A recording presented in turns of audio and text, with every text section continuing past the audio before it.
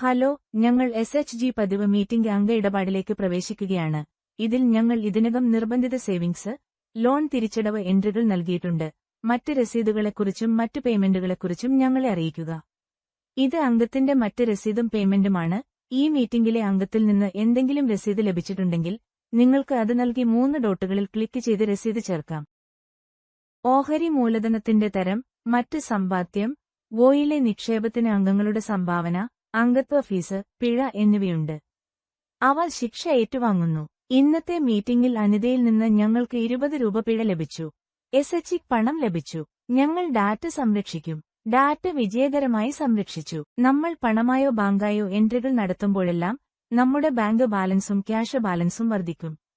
അങ്ങനെ ഞങ്ങൾ പണമായി എൻട്രികൾ നടത്തിയതിനാൽ ഞങ്ങളുടെ കാഷ് ബാലൻസ് വർദ്ധിച്ചു. നമുക്ക് അടുത്ത ഘട്ടത്തിലേക്ക് പോകാം. അംഗങ്ങളുടെ ഇടപാടിൽ നിങ്ങളുടെ രസീത് നൽകാനുള്ള ഒരേയൊരു മാർഗമാണിത്. മറ്റ് പേയ്മെന്റുകൾ അമ്പടയാളത്തിൽ ക്ലിക്ക് ചെയ്യുക. അംഗത്തിൽ ക്ലിക്ക് ചെയ്യുക. പ്ലസ് ബട്ടണിൽ ക്ലിക്ക് ചെയ്യുക. അംഗനാമം അനിത, ബബിത. നമുക്കത് ചെയ്യാം. പേയ്മെന്റ് തരത്തിൽ 2 പ്രവർത്തനങ്ങൾ മാത്രമേയുള്ളൂ: ഗ്രാന്റ് സംഭാവന അല്ലെങ്കിൽ ഡിവിഡന്റ് പേയ്മെന്റ്.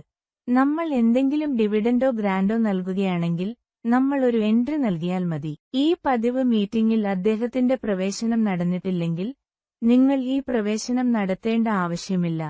പതിവ് മീറ്റിംഗിൽ നടത്തുന്ന അതേ എൻട്രി തന്നെ നിങ്ങൾ നടത്തേണ്ടിവരും. നമുക്ക് അടുത്ത ടാബിലേക്ക് പോകാം. അടുത്ത ടാബിൽ ലോൺ അഭ്യർത്ഥനയിൽ ക്ലിക്ക് ചെയ്യുക. നിങ്ങൾ ഒരു ലോൺ അഭ്യർത്ഥന സൃഷ്ടിക്കുമ്പോൾ മാത്രമേ നിങ്ങൾക്ക് ലോൺ വിതരണം ചെയ്യാൻ കഴിയൂ. ഇന്നത്തെ മീറ്റിംഗിൽ ഏതെങ്കിലും അംഗം വായ്പ ആവശ്യപ്പെട്ടിട്ടുണ്ടെങ്കിൽ പ്ലസ് ബട്ടണിൽ ക്ലിക്ക് ചെയ്ത് അംഗത്തിന്റെ പേര്, നിർദ്ദേശിക്കപ്പെട്ട തുക, അവൻ ആവശ്യപ്പെടുന്ന തുക എന്നിവ തിരഞ്ഞെടുക്കുക. 1 ലക്ഷം രൂപയ്ക്ക് എത്രയായിരിക്കും ലോൺ കാലാവധി? 20. വിഭാഗം.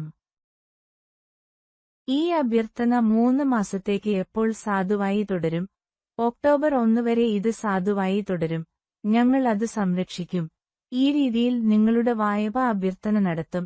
ഞങ്ങൾ അംഗത്തിന്റെ വായ്പാ അഭ്യർത്ഥന നടത്തി. നന്ദി.